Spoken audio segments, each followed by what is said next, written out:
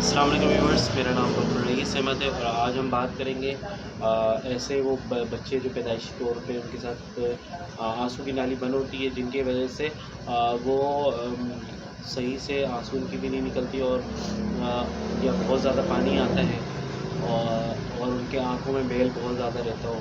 तो ऐसे बच्चों के बारे में हम बात करेंगे। हमारे चैनल को सब्सक्राइब करें, बेल आइकन को भी प्रेस करें, हमारे वीडियो को शेयर करें।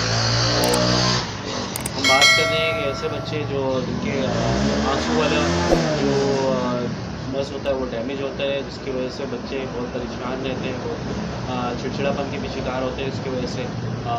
तो आंखों में मेल जमा रहता है। तो ऐसे बच्चों के लिए बेहतरीन दवाई है होम्योपैथिक के अंदर। तो होम्योपैथिक की दवाई है थेसिनियम मिनिमम। तो इसका पूरा नाम मैं आपको जिस तरह ये लिखा हुआ है, ये दवाई की तस्वीर है, इसी तरह ये है दवाई थेसिनिमिनम। ठीक है, ये इसका बहुत लंबा नाम है थोड़ा सा। तो आप ये दवाई परचेज़ करें हडी पावर परचेज़ करके बच्चों को इस्तेमाल करवाएं। दूध पीता बच्चा, शेरखोर बच्चा, उसके लिए एक बूंद जो है इसके मदर फीड के साथ, mother feed 1 spoon mother feed और उसमें 1 बूंद हर 1 घंटे बाद इसका इस्तेमाल करवाएं। इंशाअल्लाह ये मसले से बच्चे की जान छूट जाएगा, बच्चा बिल्कुल सेट हो जाएगा, उसकी आंसू की नाली बिल्कुल खुल जाएगी, बिल्कुल सेट हो जाएगी। इसी के साथ साथ आप दिन में चलते फिरते उस बच्चे के यहाँ पर हल्का सा मसाज करते रहें। मसाज इसको करते रहेंगे तो वो उसको इससे भी बेहतरी फ़ील होगी और बेहतरी होगी। मसाज भी ज़रूरी है, मसाज के साथ साथ दवाई का इस्तेमाल भी रखें।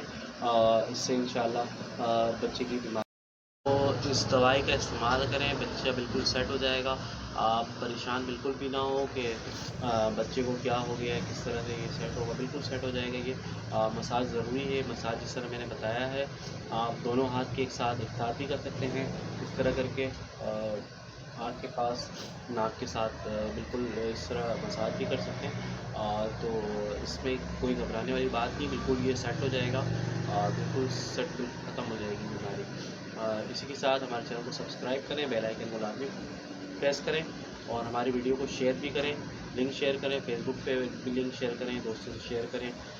मुझे दुआओं में याद रखें। अस्सलाम वालेकुम।